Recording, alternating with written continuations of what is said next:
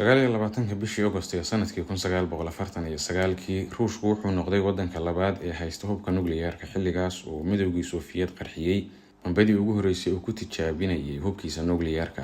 Tijaabadaas ayaa lama filaan ku noqotay wadamada reer galbeedka sida ku xukusan xog ay hayaan CIA-da Mareykanku.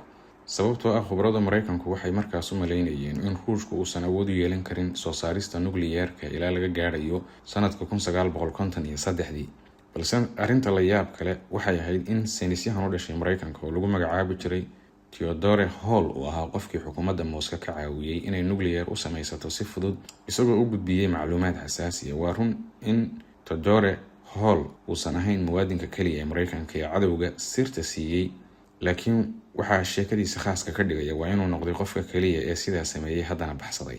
Markan waxaan eegaynaa sida uu saynisyahanka ku dhashay magaalada New York ku noqday jaajuus. waxaa si kadis u dhacay ma ay ahayn in bombadii nukliyeerka ay Ruushku tijaabiyeen ay noqotay mid leh awoodda ay lahayd bombadii lagu magacaabay ninka buuran ee Mareykanku ku qarxiyay magaalada Nagasaki ee dalka Japan taariikhdu markay ahayd 9 bishii August sanadkii 1945. hase yeeshee xog aad u culus oo ku saabsan sida bombadaas loo sameeyay ayaa loo gudbiyay Midowgii Sofiyeed, waxaana macluumaadkaas bixiyay nin ka tirsanaa dadkii ka qayb galay mashruucii lagu farsameeyay nukliyeerkii ugu horeeyay ee adduunka ee Mareykanku soo saaro.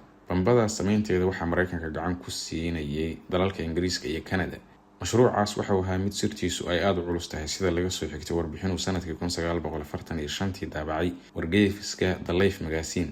rag aad u tiro yar oo tobanaan ruux ayaa ogaa macnaha mashruucaas uu ku saabsan yahay. mid ka mid ah ragga wuxuu ahaa Theodore Hall, wuxuu dhashay 20 bishii Oktoobar sanadkii 1925. ninkan oo ahaa wiil ay dhaleen hooyo guri joog ayaa baganacsada wuxuu ku koray xilli ay xaaladooda ku jireen dadka caadiga ah ee Mareykanka. laakiin arrintaasi kama aysan hor istaagin Hall inuu adeegsado maskaxdiisa fahmada badan. wuxuu heer sare ka gaadhay maadooyinka xisaabta iyo fiisigiska. isagoo aad u da'yar oo 16 jir ayuu boos ka helay Hartford wuxuuna ka qalin jabiyay sanadii 1944. fahmo badnidiisa iyo aqoontiisa dhinaca sayniska ma aysan seejin saraakiisha Mareykanka, waxayna ku dareen dad ay u kaxaynayeen xarun uu ka socday barnaamijkooda sameynta hubka nukliyeerka. horaantii sanadkii 1943 Theodore Hall waxaa imtixaan looga qaaday mashruuc ay sirtiisu aad u cuslayd oo ka socday xarun ku taal magaalada Los Alamos. hase yeeshee arrinta aysan saraakiisha Mareykanku ka warqabin waxay ahayd in saynisyahan kan da'da yar ay horeyba u shaqaalaysiisteen qolyo kale. Hall wuxuu xubin ka ahaa ururka arrimaha siyaasadda ee ardayda jaamacadda Hartford. qolkii uu seexan jirayna waxaa la deganaa arday ay isku fasal ahaayeen oo lagu magacaabi jiray Safile Sagas. wuxuu ahaa wiil ay dhaleen dadkii Ruushka ahaa ee qaxoontinimada ku tagay Mareykanka, wuxuuna ahaa shuuci sidoo kale ku dhashay kuna barbaaray magaalada New York. haddaba Safile qudhiisu ayuu ahaa qofkii Midowga Sofiyeed u shaqaalaysiiyay Mr. Hall, wuxuuna qaaday xogta ku saabsan barnaamijka nukliyeerka ee uu u soo gudbin jiray. bishii December sanadkii 1944 saynisyahanka da'da yar ee reer Mareykan Mr. Hall oo garab ka helaya saaxiibkii ay horey qolka isula deganaan jireen ayaa gudbiyay wax loo aqoonsaday sirtii ugu horeysay ee nukliyeerka ee laga bixiyay xaruntii ku taalay magaalada Los Alamos. wuxuu markaas bixiyay waxa uu ahaa horumar laga gaaray habka loo farsameynayo hubkaas sida ba'an u xugumaada. intii lagu guda jiray sanadkii 1944 waxaan ka walwalay khatarta ka dhalan karta in Mareykanku uu noqdo wadanka kaliya ee haysta nukliyeer iyo waxa ay Washington sameyn karto haddii uu qalalaasi dhici lahaa kadib dagaalkii labaad ee adduunka.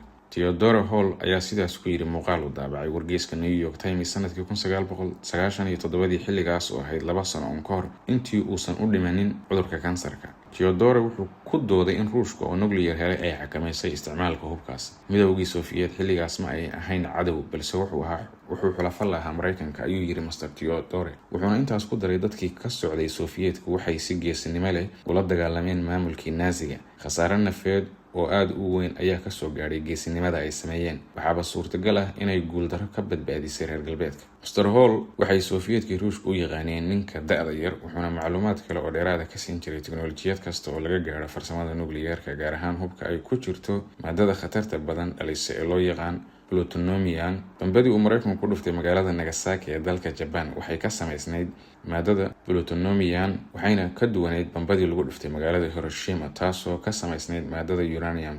sanadkii 1950 Theodore Hall oo shahaadadiisa PhD ka diyaarinaya jaamacadda Chicago ayay albaabka u soo garaaceen ciidamada FBI-da Mareykanku. fariin qoraaleed loo qoray qaab sir ama sarbeeba oo la helay ayaa lagu ogaaday inuu la shaqeeyo Moscow. Sanadkaas kii ka horreeyay waxaa la xidhay saynisyahan kale oo Jarmal ah oo ka howlgelayay xarunta Los Alamos, wuxuuna qirtay inuu sirta nukliyeerka Mareykanka u gudbiyay cadowga. hase ahaatee FBI-du ma aysan u suurtagelin inay Theodore Hall ka dhaadhiciyaan inuu wax qirto. sidoo kalena Safile ayaa su'aalo la weydiiyey, waxna ma uusan sheegin. ma jirin saynisyahan kale oo ay magacaabeen labadaas jaajuus ee la qabtay. baaritaanadii lagu sameynayay wax astaana ma aysan muujin, waayo Hall aad uga uusan shaqayn jirin wixii ka dambeeyay howlgalkii mashruuca Manhattan ee lagu sameeyay hubkii ugu horreeyay ee nukliyeerka. ugu dambeyntii Hall wuxuu baxsaday, wuxuuna ka duwanaa eedeysanayaashii kale oo xabsi qaatay ama kuwii loo daldalay dambiyo ku saabsan jaajuusnimo. laakiin weli Hall iyo xaaskiisu way u baqayeen amnigooda. sanadkii 1962 waxaa shaqo laga siiyay jaamacadda Cambridge ee waddanka Ingiriiska, isaga iyo xaaskiisu oo waxay u guureen Ingiriiska. Theodore Hall wuxuu howlgab noqday sanadkii 1984 waxaana la geeyay meel isaga iyo qoyskiisa kaliya ku noolaayeen. laakiin sanadkii 1996 waxaa soo baxday sirtii u qarsanaan jirtay weligiis. dadkii Ruushka ahaa ee wax ka ogaa taariikhdiisa ayaa banaanka soo dhigay sheekada ku saabsan inuu ka dambeeyay qorshihii ay Sovietku ku heleen macluumaad ku saabsan sameynta nukliyeerka. nasiib wanaagiisa xilligaas ma noolayn qof markhaati ka noqon karay falkii uu sameeyay. xitaa ninkii saaxiibkiisa ahaa ee lagu magacaabi jiray Safile Sagas hore ayuu u geeriyooday. ugu dambeyn banaanka ayuu wax walba soo dhigay. waxaa laygu eedeeyay inaan bedelay jidkii ay ku socotay taariikhda, ayuu yiri Theodore Hall sida uu tabiyay wargeyska The New York Times. laga yaabay inaan bedelay jihadii ay u socotay taariikhda, jihadaas oo haddii aanan bedelin sababi lahayd in dagaal loo adeegsado hubka atomiga oo uu dhaco intii lagu guda jiray 50kii sano ee lasoo dhaafay. tusaale ahaan bambada nukliyeerka waxaa lagu dhufan lahaa Shiinaha sanadkii 1949 ama horraantii 50-yadii. hagaag haddii aan gacan ka geystay inaysan arrintaasi dhicin, waan aqbalayaa dacwadda, ayuu yiri isagoo si toos ah u cadeeyay inuu jaajuus u ahaa Ruushka uuna siiyay xogta muhiimka. ma jirin weeraro loo adeegsaday nukliyeer oo dhacay wixii ka dambeeyay kuwii laga geystay magaalooyinka Hiroshima iyo Nagasaki 74 sano ka hor. Theodore Hall wuxuu qabriga galay isagoo aaminsan inuu arrintaas sabab u yahay.